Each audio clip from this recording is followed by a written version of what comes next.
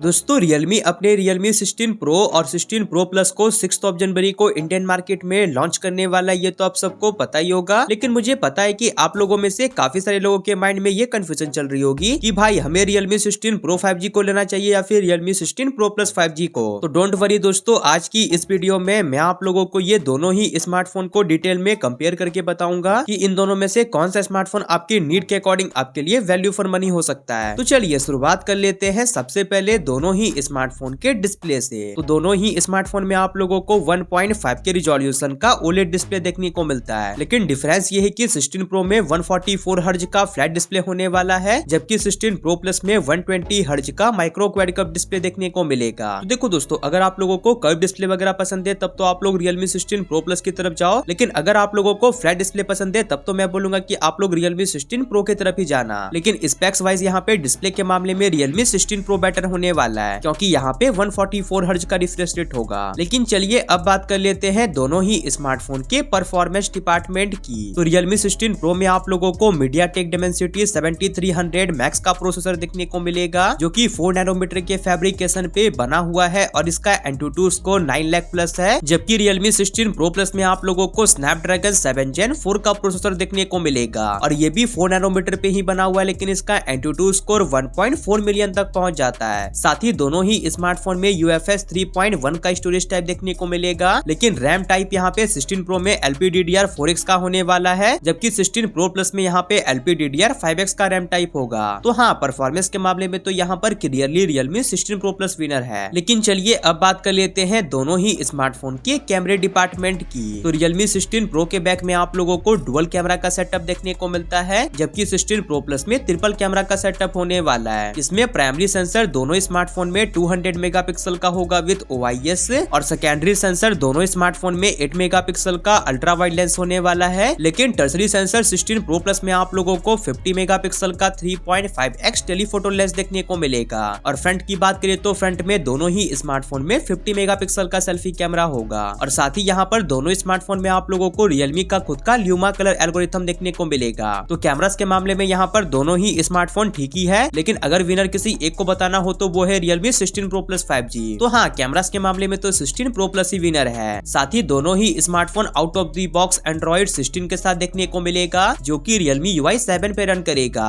और update policy की बात करें तो दोनों में ही 3 ईयर का एंड्रॉइड अपडेट और 4 ईयर का सिक्योरिटी अपडेट देखने को मिलेगा। साथ ही बात करें अब ये दोनों ही स्मार्टफोन के बैटरी डिपार्टमेंट की, तो दोनों ही स्मार्टफोन में आप लोगों को 7000 mAh की बड़ी बैटरी देखने को मिलेगी और स्मार्टफोन 80 वाट की वाइड चार्जिंग को सपोर्ट करेगा। और ऑफकोर्स 80 वाट का एडेप्टर भी आप लोगों को दोनों स्मार्टफोन के बॉक्स में प्रोवाइड करवाया जाएगा। तो हाँ, बैटरी और चार्जिंग के मामले में यहाँ पर दोनों ही स्मार्टफोन ऑलमोस्ट सेम ही है। साथ ही अब बात करें ये दोनों ही स्मार्टफोन के अदर फीचर्स की, तो दोनों में ही आप लोगों को इन डिस्प्ले फिंगरप्रिंट स्कैनर का सपोर्ट देखने को मिलता है और फेस अनलॉक का फीचर तो है ही, लेकिन सैडली दोनों में से किसी भी स्मार्टफोन में आप लोगों को 3.5mm जैक और SD कार्ड के लिए कोई भी स्लॉट नहीं देखने को मिलता है। लेकिन हाँ, डुअल स्पीकर वगैरह का सपोर्ट दोनों स्मार्टफोन में दिया गया है। और एट दी एंड बात करें अब ये दोनों ही स्मार्टफोन के डिजाइन और बिल्ड क्वालिटी की, तो आप लोग देख सकते हो कि बैक से ये दोनों ही स्मार्टफोन का डिजाइन कुछ ऐसा होने वाला है। इसमें ये दोनों ही स्मार्टफोन का बैक वीगन लेदर और पॉलीकार्बोनेट दोनों वेरिएंट में होगा, लेकिन फ्रेम दोनों ही स्मार्टफोन का पॉलीकार्बोनेट का ही होगा।